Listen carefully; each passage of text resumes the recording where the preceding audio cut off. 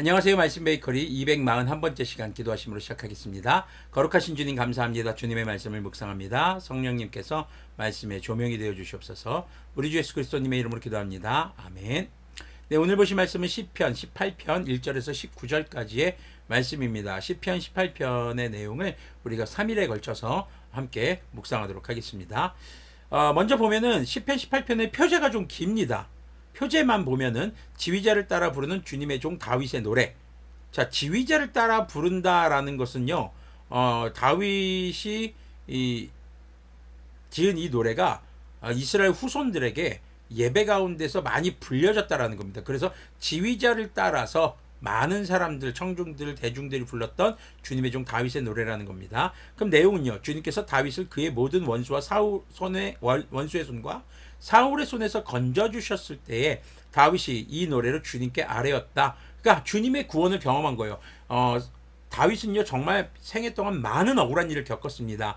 쫓김과 그 도망자의 신분에서 주님의 구원을 경험하고 주님께 감사의 노래, 주님을 찬양하는 노래를 불렀던 내용이 이 시편 18편의 주요 내용이라고 보시면 되겠습니다. 자, 1절부터 보도록 하겠습니다. 나의 힘이신 주님, 내가 주님을 사랑합니다. 많이 들어봤던 거죠. 나의 힘이 되신 주 하나님, 내가 주님을 사랑합니다. 네, 이런 찬양이 있죠. 네, 시편 18편의 내용입니다. 오라고 생각하시겠죠. 참 좋은 찬양이에요. 네. 자, 주님은 나의 반석, 나의 요새, 나를 건지시는 분, 나의 하나님은 내가 피할 바위, 나의 방패, 나의 구원의 뿔, 나의 산성입니다. 나의 찬양을 받으실 주님, 내가 주님께 부르짖습니다. 주님께서 나의 원수들에게서 건져주실 것입니다. 자, 1절에서 주님을 사랑합니다 라는 구절에서 사용된 사랑합니다, 이 단어가 이 동사거든요. 자녀나 부모의 사랑을 표현할 때 쓰는 말이었습니다. 그러니까 자녀가 부모님을 사랑할 때, 부모가 자녀를 사랑할 때 사용되는 사랑합니다라는 단어가 사용된 거죠. 다윗이 하나님께 사랑을 고백하는 것에 있어서 굉장히 친밀한 단어를 사용함으로써 그냥 형식적인 인사치레의 형식적인 단어가 아니라 진심으로 지금 주님을 사랑합니다라고 고백하고 있다는 것을 우리는 알 수 있습니다. 사실 한글로 보면 잘 모르는 거죠. 네, 진심으로 주님을 사랑한다는 고백을 하고 있습니다. 그리고 2절에서 나타나는 반석, 요새, 건지시는 분, 피할 바위, 방패, 구원의 뿔, 산성, 이런 단어를 통해서 바로 다윗은 주님께서 모든 것의 기초이시며 창조하시고 통치하시는 분, 그리고 구원하실 수 있는 능력이 오직 하나님께만 있습니다라는 것, 그리고 주님께서는 자신을 보호하신다라는 그런 확신을 담고 있는 어휘들이 바로 이 2절에 많이 사용된 것을 알 수가 있습니다.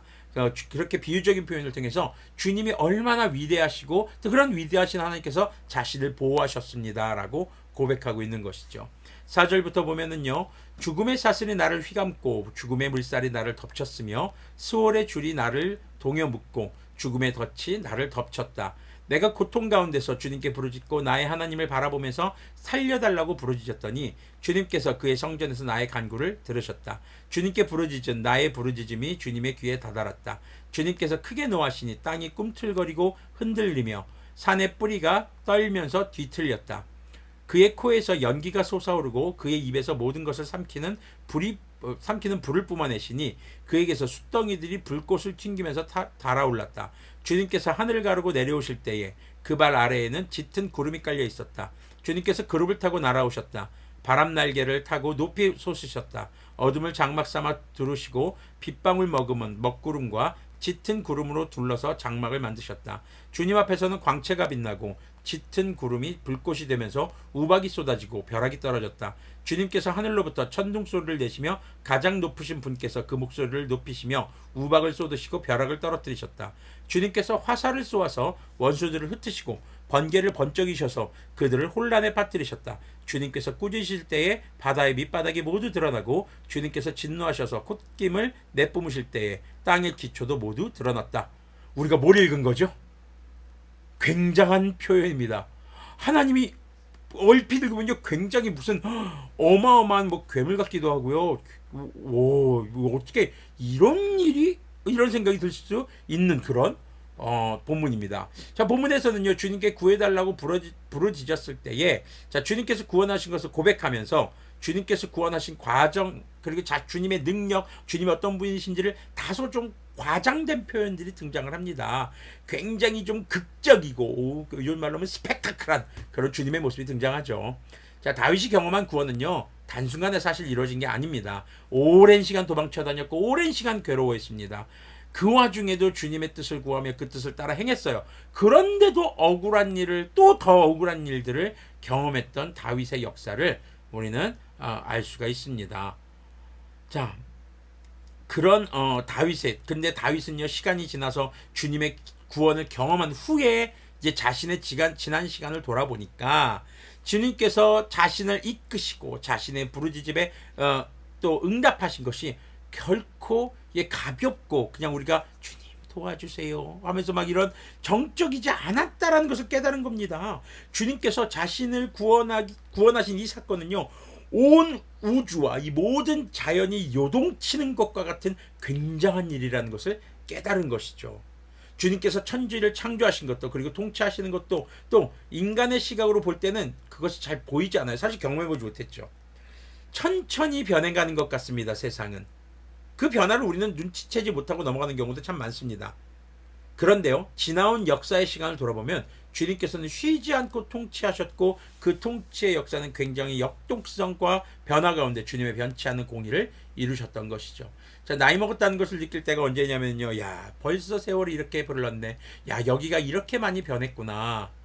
그게 변해가는 과정은 분명히 같이 있었는데 변해가는 그 순간에 몰랐는데 시간을 돌이켜놓고 보니까 엄청난 변화가 있었구나. 지금 다윗은요, 자신을 구원한 하나님이 자신에게 하신 역사가 얼마나 엄청난 것인가를 창세기의 어떤 표현들과 하나님에 대해서 이렇게 표현하는 것에 이런 다소 과장된 어휘들을 사용해서 굉장한 하나님의 역동적인 구원이 자신에게 일어난 것임을 고백한 것이죠. 근데 이것이 한순간에 일어난 건 아니에요, 절대. 16절부터 보면요, 주님께서 높은 곳에서 손을 내밀어 나를 움켜잡아 주시고 깊은 물에서 나를 건져 주셨다. 주님께서 나보다 더 강한 원수들과 나를 미워하는 자들에게서 나를 건져 주셨다. 내가 재난을 당할 때에 원수들이 나에게 덤벼들었으나 주님께서는 오히려 내가 의지할 분이 되어 주셨다. 이렇게 나를 좋아하시는 분이시기에 나를 넓고 안전한 곳으로 데리고 나오셔서 나를 살려주셨다. 지금 이렇게 주님의 구원을 경험하고 나서 이제 고백하는 겁니다. 자, 특히 이 16절부터 19절까지는요, 출애굽과 홍해의 구원에 사용된 어휘들이 많이 사용이 됩니다. 이거는 이제 출애굽기 15장 1절에서 18절 요 사이에 나오는 어휘들인데요.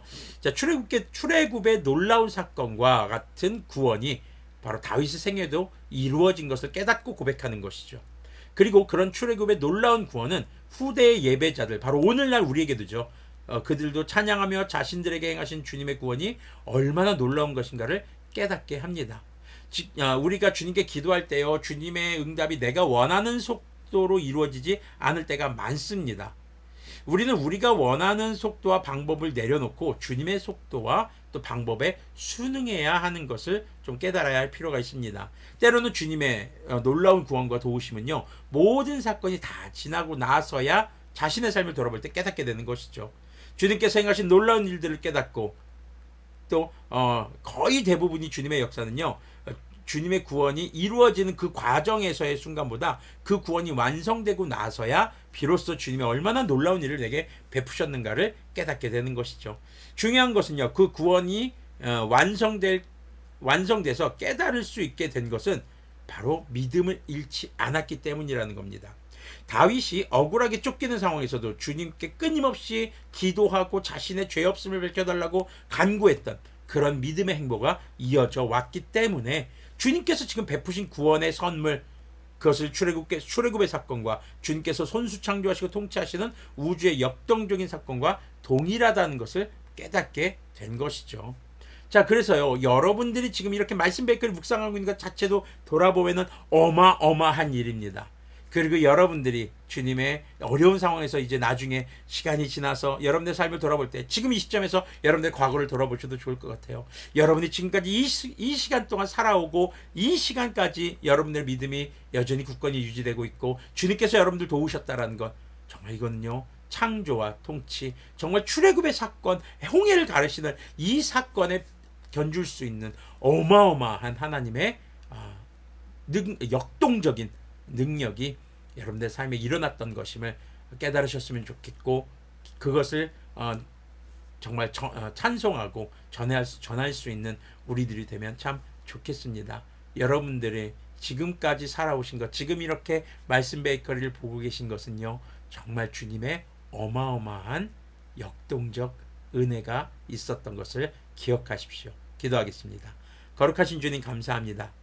주님의 어마어마한 구원 앞에 우리는 그저 주님께 감사하며 주님의 놀라우신 일들을 찬양하는 우리가 되게 하여 주시옵소서. 주님, 이제 내일 모레 계속 이제 시편 18편을 묵상하면서 주님의 놀라운 구원에 대해 다윗이 노래하는 그 찬양들이 하나하나 묵상되어지고, 그 찬양이 이제 나의 입술과 나의 삶으로 고백되어지는 찬양이 될 수 있도록 인도하여 주시옵소서. 우리 주 예수님의 이름으로 기도합니다.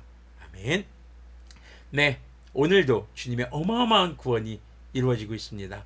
그것을 깨닫는 내일, 그리고 여러분들의 하루하루가 되기를 소망합니다.